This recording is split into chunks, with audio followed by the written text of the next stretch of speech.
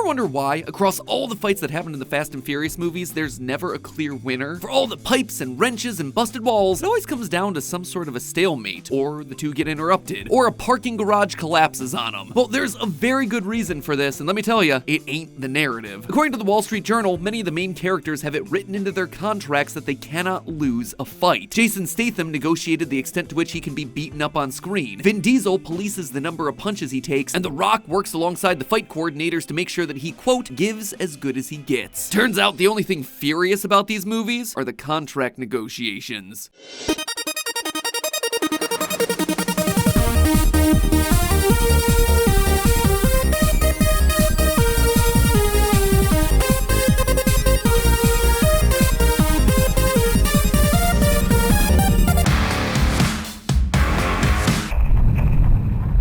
Hello, Internet! Welcome to Film Theory, the show that doesn't have friends, it has family. One of the things that I've really appreciated about hosting Film Theory specifically is that it's given me the excuse to watch a lot of stuff that I probably wouldn't have otherwise. 50 Shades of Grey, Skinamarink, the KFC telenovela. But of all the things that I've watched for the sake of research, nothing has surprised me half as much as the Fast and Furious franchise. If you were to have made a diagram of things that I'm naturally attracted to in my media diet, these movies would be clear on the other side of the map. But because I actively try to study everything without bias just to understand why so many people enjoy stuff, I finally sat down 2 years ago to binge through these things. And I gotta say, I was blown away. Unironically, I liked them. Sure, there were some that were better than others, but I grew to love the cringe of 3, the spectacle of 5, the emotional send-offs of 7. I couldn't believe it. I became an unabashed fan of the Fast franchise. So much so that I was hyped when promos for Fast 10 came out, and then promptly disappointed when the movie was just kinda meh. But these movies, more than anything else that I've covered on this channel, reminded me to keep an open mind and to constantly be exposing myself to new things that might not initially be to my taste because, hey, who knows, you might just end up liking it. And that's why I'm doing a theory about it today, because trust me, it ain't for the fews, my friends. This one is not gonna perform. This and the Whose Line Is It Anyway episode, they're examples of selfish content at their finest. So how do you celebrate a dumb action franchise where people Tarzan swing with cars? Well, a dumb franchise deserves itself a dumb theory. And you see, that's the other reason this episode exists. I've been so busy doing such serious stuff in my final days on these channels, exposing AI propaganda, giving up sugar and caffeine, reconnecting with family recipes, and analyzing Hello Neighbor frame by frame, that there hasn't been any room for a dumb episode. Just a dumb, silly-willy, stupid episode that no one asked for and that literally no one cares about. I'm talking about something so dumb that it rivals my video essay on Deadpool being Ernest Hemingway. Oh, by the way, Lee, with Deadpool and Wolverine coming up later this year, you might want to revisit it. Yeah, nah, Matt, I'm not doing that. Sure, you're lost. Anyway, it was while I was watching Vin Diesel racing a bomb through the streets of Rome towards the Vatican that it finally struck me. We see a lot of cars in this franchise, and they are driving literally all the time. So just how much pollution are these guys pumping out into the atmosphere? I mean, these guys are constantly firing off NOS, jumping cars between buildings, drag racing in Japanese parking garages, and globe-trotting to stop the baddies. And how do they do it? Through the love of family and a solid brand deal. More of a Corona man myself.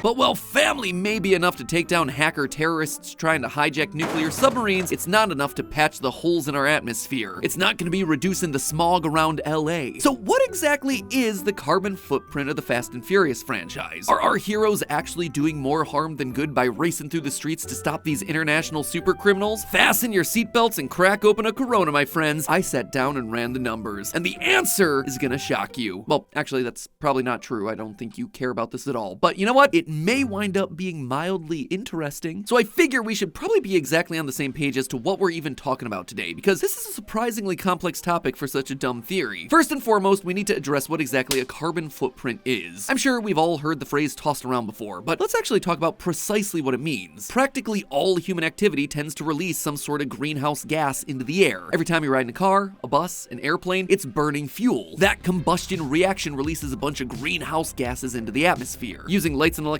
same thing. More often than not, that energy is coming from the burning of fossil fuels. Even stuff like growing food or making clothing, all of it uses energy. So your carbon footprint then, by its simplest definition, is adding up all the carbon you release into the environment just by living your day-to-day life. This is generally measured in carbon dioxide equivalent. And when you're talking about a 10+ person crew globe-trotting to stop cyber hackers, those fuel emissions are gonna add up. But why does any of this matter? Well, in 1900, shortly after the Industrial Revolution, almost 2 billion metric tons of CO2 were released increased due to fossil fuel usage. By 1960, that number had more than quadrupled to 9 billion. More recent data from 2014 places it closer to 35 billion metric tons. In case you were wondering, the average annual carbon footprint for a US citizen, 16 tons. That accounts for everything from commuting to work to heating your house to playing way too much Lethal Company at night. From there, you can actually break it down even further into operational carbon versus embodied carbon. The first is the energy that's used when you're actually doing an activity, the fuel that's burning while you're using a vehicle, for instance. Embodied carbon, meanwhile, includes all the invisible energy that's used to make something, all the emissions related to the vehicle throughout its entire lifespan, from the factory making them to the trucks and ships transporting them. As you might imagine though, trying to hunt down how every single nut and bolt came to be inside of a 2000 Honda just proved to be a bit too time consuming. So we're gonna be sticking with the broad operational carbon strokes today. We're theorists. We're not insane. Okay, well, yeah, maybe a little bit of both. So how did we even go about doing this for the Fastiverse? Well, firstly, we split the vehicles in each film into two categories: motor vehicles like cars, trucks, tanks, etc., and flying vehicles like planes and jets. Then I sat down and watched every movie, identifying every major vehicle used by a main character that I could. Just for an example, Brian drove both a 1995 Mitsubishi Eclipse and a 1994 Toyota Supra MK4 in The Fast and the Furious. Then he went on and drove a 2002 Mitsubishi Lancer Evolution 7 and a 1999 Nissan Skyline GTR R34 in Too Fast, Too Furious. Both a 2002 Nissan Skyline GTR R34 and a 2009 Subaru Impreza WRX in Fast and Furious, that's the fourth one, both a 2001 Porsche GT3 RS and a 1971 Nissan Skyline GTR in Fast 5, a 1970 Ford Escort RS 1600, a 2010 Nissan GTR R35, and an Alfa Romeo Giulietta in Fast and Furious 6, as well as a 2012 Nissan GTR, Subaru Impreza WRX STI, Toyota Supra MK4, and the coolest one of all, a 2013 Chrysler Town & Country minivan in Furious 7. Obviously, I'm not gonna list this out for every single character, but you get the point. We did our research. We did this for every single car that every main character drives. We then pulled the specs on each of them so we could find out their fuel capacity and gas tank size. That way I could calculate roughly how much CO2 they were emitting. For larger scenes that have a ton of cars in them, such as the first race in The Fast and the Furious, as well as the car melee from Too Fast, Too Furious, we assigned them either a 13-gallon tank if they were clearly a car, or a 16-gallon tank if they were clearly a truck. The average tank sizes for both those vehicles. Believe me, I would have tracked down the specs for each and every one of those cars if I could, but it's kind of difficult identifying exactly which cars are being used in some of these scenes when there's only like 8 pixels of them in frame, or we only see part of the hood of the car in like the corner of the screen. Then, once we were finished with all of that, we rinsed and repeated the entire process with the jets and the planes. Finally, we used online tools like Google Maps and airline services to figure out the distances driven or flown, as well as the number of hours each vehicle was in operation. So with all of that being said, let's start with the cars, shall we? To calculate how much CO2 our heroes blasted into the atmosphere with their races and heists, I turned to the United States Environmental Protection Agency. According to the EPA, with every gallon of gasoline you burn to run your car, about 8,887 grams of carbon dioxide is created and released. So if your gas tank holds 13 gallons of gas, then it generates just over 115 kilograms of CO2, equaling out to roughly 0.115 metric tons of carbon dioxide released out into the atmosphere. Remember, that is for the entire tank gas. It would take you burning through almost 140 full tanks of gas to break into the US average of 16 tons for the entire year. So with all of those numbers in mind, just how big of a footprint did the cars of the Fast and Furious heroes leave in their wake? Well, believe it or not, but the franchise comes out of the gate swinging when it comes to CO2 pollution just from cars. The very first movie basically opens and closes with street races. It features multiple truck robberies, Vin Diesel fleeing the country via car, and a giant racing tournament called Race Wars. Yeah, it was released in 2001, and it certainly shows. In total, by our calculations, 139.65 metric tons of CO2 were released during this film. To make that number a bit more tangible, a typical round-trip flight between New York and London releases 2 metric tons of CO2 per passenger. So you'd be looking at 70 flights worth of CO2 in this one movie alone. That is insane. Or you could consider this: powering a mid-sized house for 3 years, it emits roughly 2 tons of CO2. So again, those cars from the first movie are producing 70 times that amount in just one film. All these numbers, they're kind of ridiculous. And again, we are still just talking about the first movie. Interestingly, Too Fast, Too Furious features significantly less carbon pollution, despite Roman and Brian speeding all throughout South Florida trying to stop a drug kingpin. Though it does feature a whopping 61 aggressive gear shifts and pedal stomps, as well as Brian sending a 1969 Yenko Camaro SYC off of a pier and onto a yacht, the total emissions for our heroes' cars is just 21.4 metric tons. See, this one surprised me because the movie actually has a short film prequel on the DVD extras. It shows Brian driving all the way from Los Angeles to Miami. I was kind of expecting that to inflate the total emissions by a good amount, but nope, the overall emissions from a trip didn't make that much of an impact. Speaking of numbers being smaller than you'd expect, despite the third movie, Tokyo Drift, featuring the most time racing, 15 minutes and 10 seconds, the emissions from the heroes are actually the smallest of all the films by far, with a mere 3.59 metric tons of CO2 emitted. I credit this to a couple of things. First, despite spending the most time on the races, there are only 5 real ones throughout the entire film. The rest of the film is just spent on character drama. Why don't you nice boys let your cars do the talking? I only race for pink slips. How about me?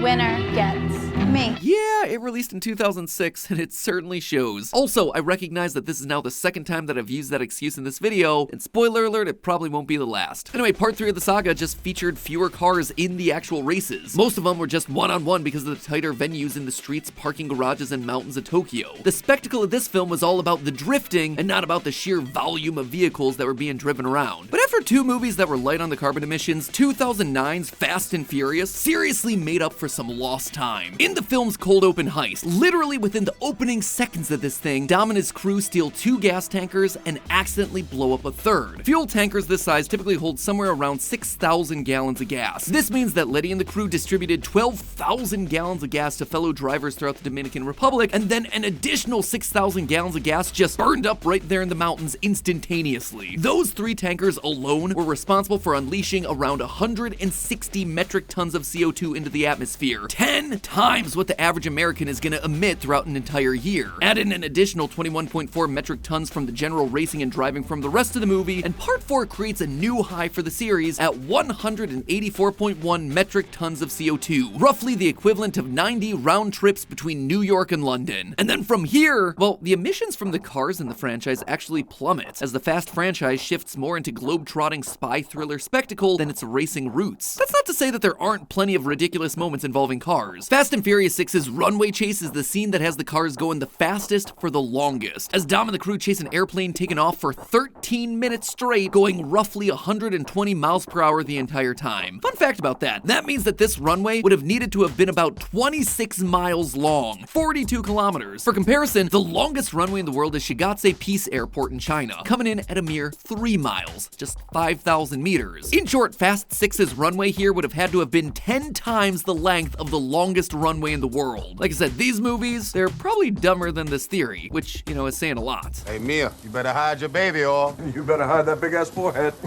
Legit though, that is a great line. The only other way to liven up that barbecue would have been to use a different grill. Seriously, Roman, what are you doing, man? Never use a charcoal grill to make hot dogs? Over on Food Theory, I actually talked about all the best and worst ways to grill your meat, and the answers may surprise you. I know I wasn't expecting our conclusions. You can watch that video right now by clicking the link at the top of the description. You're gonna be so prepared for that next barbecue that your family is gonna be talking about it on road trips and vacations for decades. Speaking of long drives, Fast 5 actually features the single longest driving distance across the entire franchise. Mia and Dom travel from Los Angeles to Rio de Janeiro in a 2003 Acura NSX, and then the 1971 Nissan Skyline GTR. We should also probably mention that they get Dom's Dodge Charger to South America as well. This single 6,000 plus mile trip consumed at least 531 gallons of gas, resulting in the release of 3.6 metric tons of CO2 just from these 2 characters getting to Rio. That one trip is more than the entirety of what we saw the heroes do in Tokyo Drift. And while Furious 7 certainly featured some memorable car stunts, especially Dom and Brian driving between buildings in Abu Dhabi, Cars don't fly. as you might imagine, the actual carbon emissions of that stunt were fairly low, since, you know, there's not a whole lot of driving happening there, just a lot of falling. That one stunt actually generated less CO2 than the Paul Walker tribute AMV that appears later in the film. In total, between Fast 5, Fast and Furious 6, Furious 7, The Fate of the Furious, F9, Fast 10, and the spin-off Hobbs and Shaw, we see the heroes generate a measly 41.09 metric tons of carbon dioxide. Just as a reminder, the cold open of the 4th movie alone released 7 times that amount. All in all, when you add up the car emissions from the good guys in these movies, it only comes out to about 388.33 metric tons across the 11 films. It's actually much lower than I expected, to be honest. New York City produces that many metric tons of CO2 in less than 4 minutes. Then again, remember that this is only taking into account the crew's travel via motor vehicles. Maybe things look a bit different when you factor in their airfare. Across the franchise, we counted about 75 flights taken by the crew across all 11 films, and the distribution of them skews much heavier the later in the series that we get. Our heroes take just 4 flights during the first 4 movies, but after that, the crew really starts to jump all across the world. London, Brazil, Central America to the Caucasus Mountains, Abu Dhabi, New York, Samoa, Russia, Monaco, Berlin, Tokyo, the Caspian Sea. You get the idea. If Taylor Swift is getting canceled for the greenhouse gases emitted by her private jet ride from Japan to the Super Bowl, then the Fast and Furious familia should probably be getting DQ'd as well. But across all the air travel, one reigns supreme. The single craziest moment from all of these comes in Fast 9, where Roman and Tej fly a car into space to destroy a satellite. We're in outer space!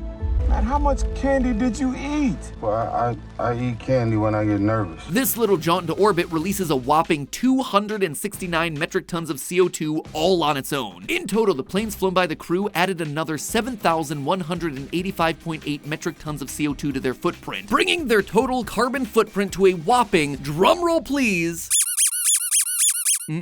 terrible as always. Wouldn't have it any other way, Yosi. 7,573.98 metric tons of CO2. To translate that number into something that actually has meaning, it would take an average American over 473 years to match that amount of CO2 output. But the total did make me wonder, who's the real eco-villain here? The heroes or the bad guys? Well, I ran the numbers for the villains as well. And believe it or not, but the antagonists that they're fighting against in these movies, especially later in the franchise, they release way more carbon than our heroes ever do. For example, in Hobbs and Shaw, the big bad Etion transports an entire army from the UK to Samoa. Dante from Fast X travels the world in his cargo airplanes, while F9 sees its villain sending a satellite into space via a rocket with 2 massive boosters on it. Based on researching SpaceX flights, these 2 boosters here unleashed somewhere around 928 metric tons of CO2, almost 4 times as much as Tej and Roman space flights. And while all of these are certainly significant contributors to the carbon totals, they are nothing compared to the worst carbon offender of the entire series, Charlize Theron's Cypher from The Fate of the Furious. See, Cypher spends all of her time in a mobile workstation, riding in a modified Boeing 787, which only lands to refuel before immediately taken back off into the sky. There's no way of knowing exactly how much time passes in this film. Trust me, we tried. But considering all the travel and political extradition that our heroes face throughout its runtime, I estimate that it has to be at minimum 10 days. Since a 787 holds about 33.5 thousand gallons of aviation fuel, that means that Cypher is dumping over 3,200 metric tons of CO2 into the atmosphere just in this one movie, and that's just during the time that we see her on screen. This isn't taking into account all of Cypher's travels before the events of Fate of the Furious. In total, the villains spew out 10,213.06 metric tons of CO2. And just to make sure that we're dotting our I's and crossing our T's here, that makes the total carbon footprint for the entire Fast franchise, both its heroes and its villains, to be a whopping 17,787.04 metric tons. And while that might seem like a massive amount, when you put it in perspective, it's really not. After doing all the math, the total carbon footprint of the vehicles across this entire franchise is still less than what New York City generates in 3 hours. That's 17,000 metric tons. It's just slightly more than what enters our atmosphere every minute of every day. It would take a single person over 1,000 years to hit that mark. And that, I think, is the true lesson to take away from all this. Just the sheer volume of greenhouse gases produced by our society right now, and the real percentage that you as an individual is actually contributing. Don't get me wrong, whether you're Joe Schmo just going to work or Dom Toretto trying to stop cyber terrorists from hurting your familia, watching your carbon footprint is a great thing. And collectively, we can make a difference, but it is a small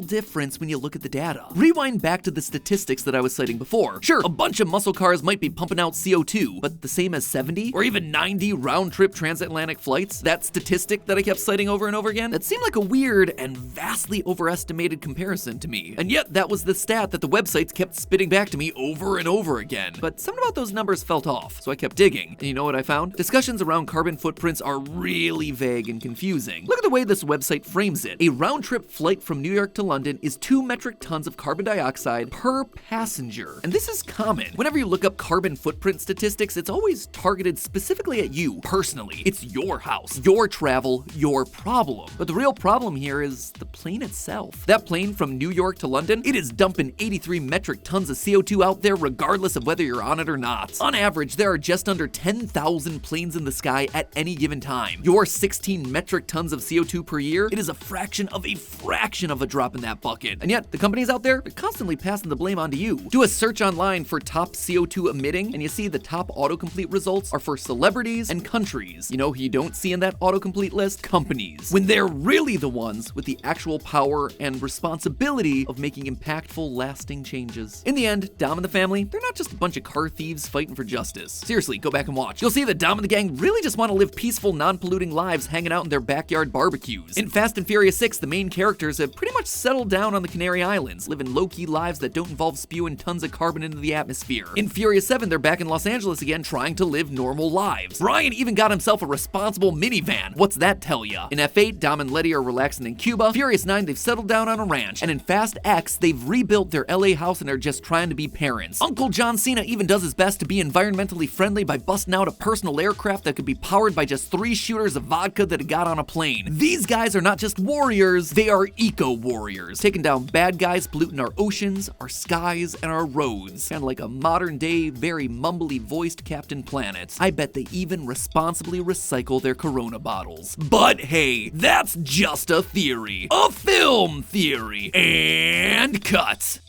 If you want another Fast and Furious theory right now, we actually did one a couple years ago dissecting the franchise to figure out exactly which of the movies is the fastest and which one is the most furious. Or if you need some help translating Vin Diesel, go check out our theory on how to speak Groot, probably the single best role he's ever played. Regardless, I'll see you all next week with the return of one of my all-time favorite animated franchises.